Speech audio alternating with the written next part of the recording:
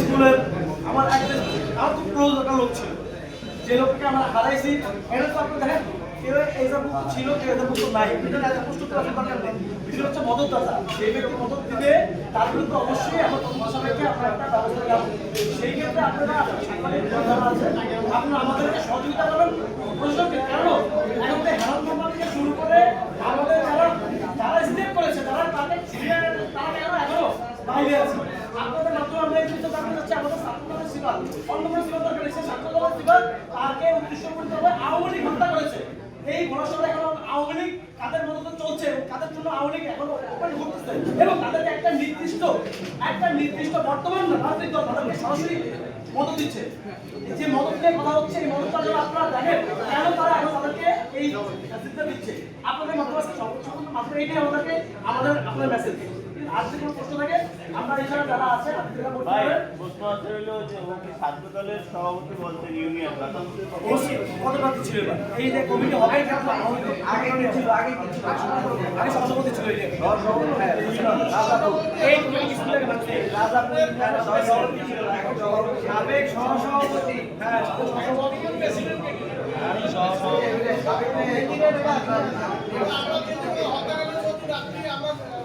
হাসপাতাল থেকে আমরা যদি একটা মিছিল করি, মিছিলে আমরা তখনই একটা প্রতিবাদ সমাবেশ জানিয়ে দিচ্ছি যে এটা আগে আওয়ামী লীগ করতো, বর্তমানে দল তাদেরকে মদত দিচ্ছে, এবং 5 দিন পরে ম্যাক্সিমাম যারা বিভিন্ন অরাজকতার সাথে জড়িত ছিল, তারা সবাই একটি নির্দিষ্ট দলের অন্তর্ভুক্ত হয়ে তাদের আগের থেকে বাঁচার চেষ্টা করছে, এবং তারাই এখন বিভিন্ন ধরনের হত্যাকাণ্ডগুলো চালাচ্ছে, এবং একটি নির্দিষ্ট দল থেকে তারা ব্যাপকভাবে মদত পাচ্ছে।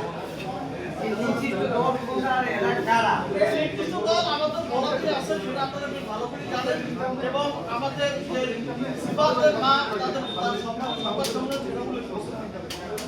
আরেকটা বিষয়, আপনার ডেজিগনেশন একটু বলেন, আপনি কি হিসেবে আছেন? জি ডেজিগনেশনটা আমি বলা গেল সিরিয়াস আছে। আরেকটা বিষয়,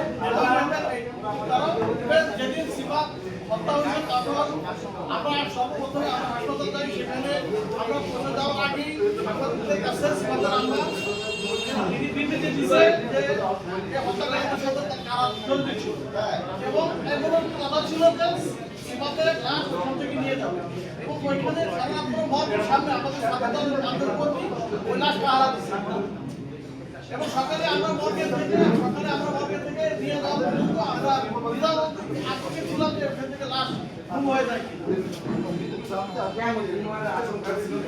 যেখানে হত্যার সাথে সাথে ওইখান থেকে তো লাশ নিয়ে যাওয়ার চেষ্টা করছে, এবং লাশের উপরে সিবাতের মা উপরে শুয়েছিল, লাশ এই আতঙ্কের সবচেয়ে বেশি ছিল।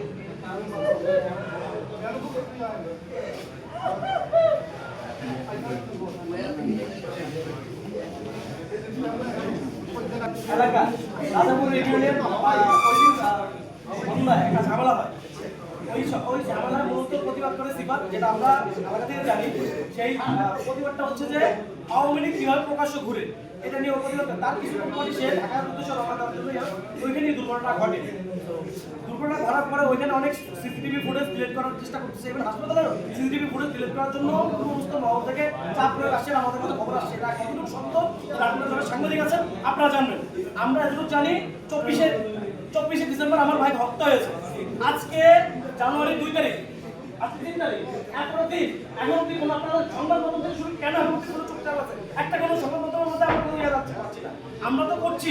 সেদিন আমরা জেলা বিএনপির পক্ষ থেকে আমাদের স্থিতিগততার প্রতিবাদে একটি মিছিল করা হয়, সেখানে আমার হামলা হয়।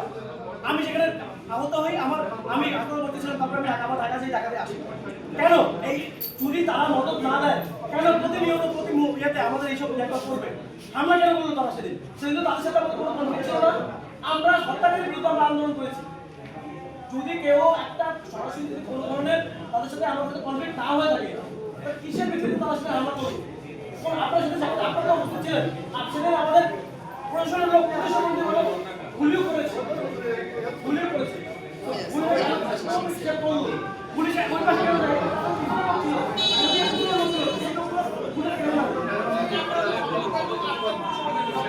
জানাতে হয়েছে তখন এখানে পুলিশ ছিল, পুলিশ যারা যেই সব আসামিরা ছিল, আসামিদের ঘর। আমাদের দাবি হচ্ছে ছিল হত্যাকাণ্ডের সাথে যারা আমাদের দাবি হচ্ছে একটাই, দীর্ঘ 17 বছর ছাত্রদলের অনেক নেতা কর্মী প্রাণ দিয়েছে, ছাত্রদলের কোনো বৈদেশিক দল প্রাণ দিয়েছে, ছাত্রদলের সাবেক সভাপতি নুরে আলম ভাই এখন ওদের কাছে প্রাণ হয়।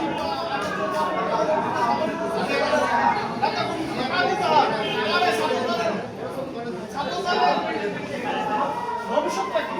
আমরা এটা হচ্ছে ছাত্রদলের নেতা কর্মীদের নেতা কর্মীদের সেবা করতে হয়েছে, এটা সঠিক তদন্তের মাধ্যমে এটা এদের উপযুক্ত বিচার দাবি হচ্ছে আমাদের দাবি। আমরা এটা যারা হত্যাকাণ্ডের সাথে জড়িত তাদের ফাঁসি দাবি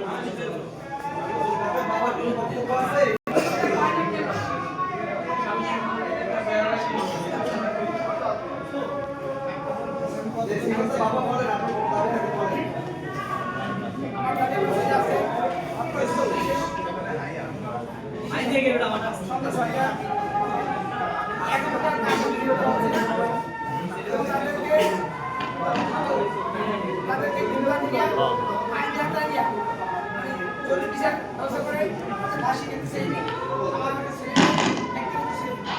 হ্যাঁ